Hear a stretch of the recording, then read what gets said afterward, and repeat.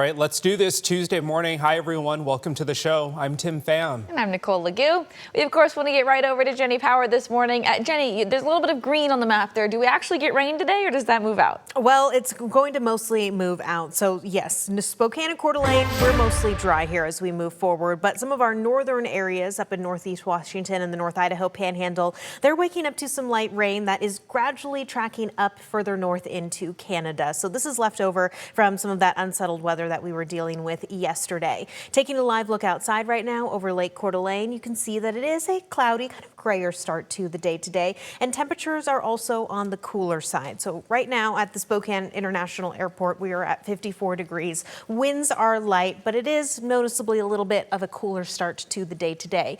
As we take a look at conditions region-wide, there's some of those showers that we're waking up to in Sandpoint, Idaho, 56 degrees in Coeur d'Alene. We're also at 56 in Moses Lake. However, Central Washington is seeing a bit more sunshine so far, 61 degrees currently in Wenatchee. They're also waking up to some sun.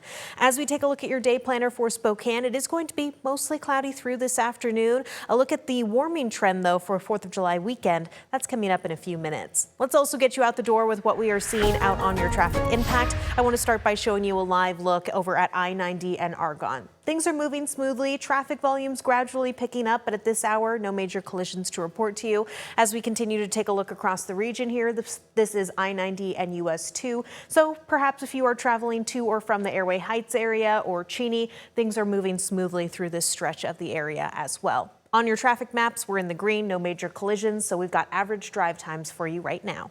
Tim?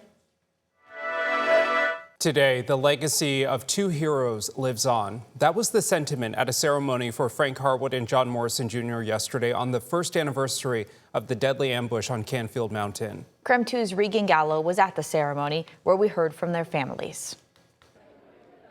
Well, at the ceremony honoring the two North Idaho battalion chiefs for the first time since the tragedy, we hear from Frank Harwood's wife as well as John Morrison Jr.'s son, who spoke to the crowd thanking them for the community's unwavering support.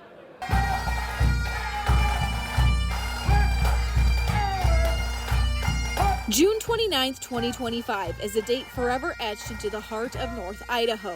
Most days the weight of it is almost unbearable. But I've learned to stop looking too far ahead and just be present in the moment. A day marked by unimaginable loss. But Megan Harwood, the wife of fallen Kootenai County Fire and Rescue Battalion Chief Frank Harwood, told attendees that the day doesn't define her husband, but his heart for public service does. What defines Frank is the way he lived, the way he served, and the way he loved. Hundreds gathered in Coeur d'Alene's McEwen Park to honor the fallen, where Joe Morrison, son of late Battalion Chief John Morrison Jr. of Coeur d'Alene Fire Department, I refer to him as my best friend, urged the community to take action on gun violence prevention and mental health. My dad had a quote. He always told me, "Complacency kills," and that's true than ever. If we are complacent, if we leave here today and wring our hands and say, "Well, that tragedy was a one-off," I hate to say it, but there'll be many more of these speeches given in the future. The chiefs of both fire departments say this is a somber anniversary, but it's a day to honor the lives of two extraordinary public servants. Fire chief, to see just the support from the community, it's been pretty eye-opening and pretty impressive. He did everything he could to help other people rise to the challenge. He trained them, he educated them, he helped them person by person. Whose legacy will live on, not only for years to come. The greatest legacy we can give Frank is to keep living the way he taught us to live, with intention, with love, and with each other. But in the hearts of the community they served.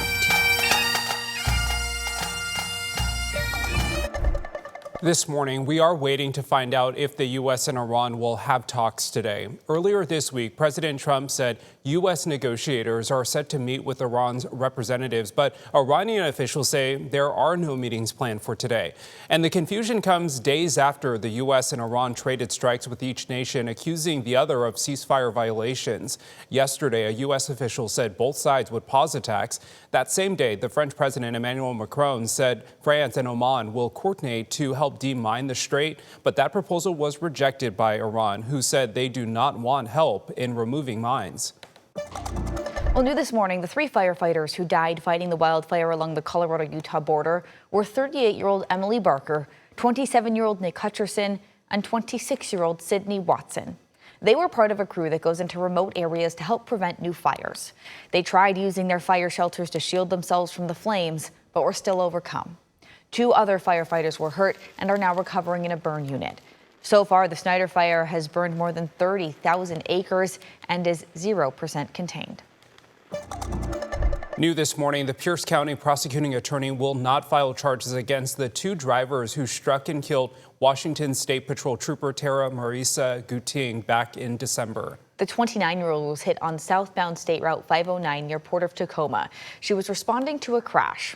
The prosecuting attorney declined to file charges against the first driver because they found no evidence the driver was operating with disregard for the safety of others.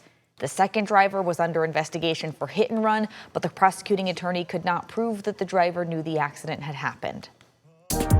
Right now, construction is underway for the new joint primary care clinic in downtown Spokane. Frontier Behavioral Health and Chaz Health broke ground yesterday.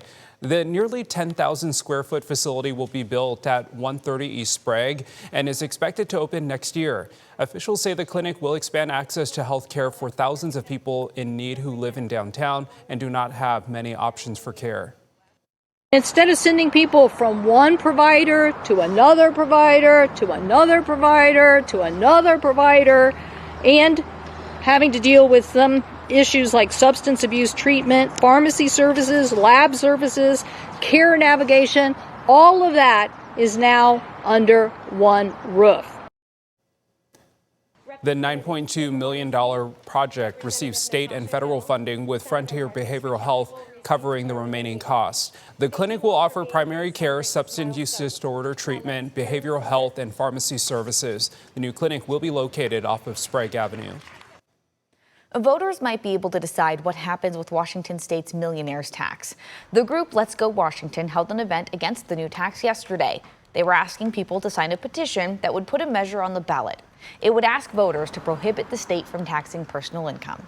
Any new taxes, we're concerned about how many people it will actually affect. For our members, it's the pass-through entity part of the tax. The B&O taxes layered with the Millionaires tax tends to add a little bit more extra cost to doing business. They have to submit the signatures to the Secretary of State by tomorrow to be considered for the ballot. Tomorrow, a new set of laws will officially go into effect across Idaho. KREM 2's Brandon T. Jones is live in the newsroom with a breakdown of these new laws. Brandon? Yeah, good morning, Tim. Nicole, that's right. And one of the biggest talkers is House Bill 752.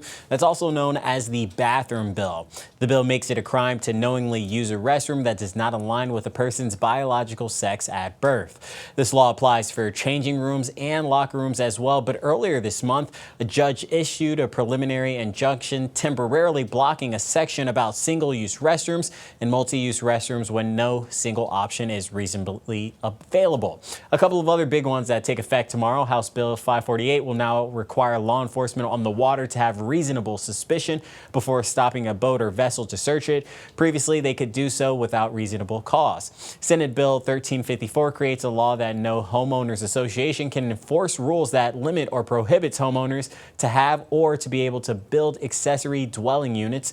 That's going to be a part of a push to increase housing options across the state. Coming up in the next half hour, we'll talk about some new changes coming here in Washington. But for a full breakdown on the laws, you can find that info on KREM.com. For now, live in the newsroom, Brandon T. Jones, KREM 2 News.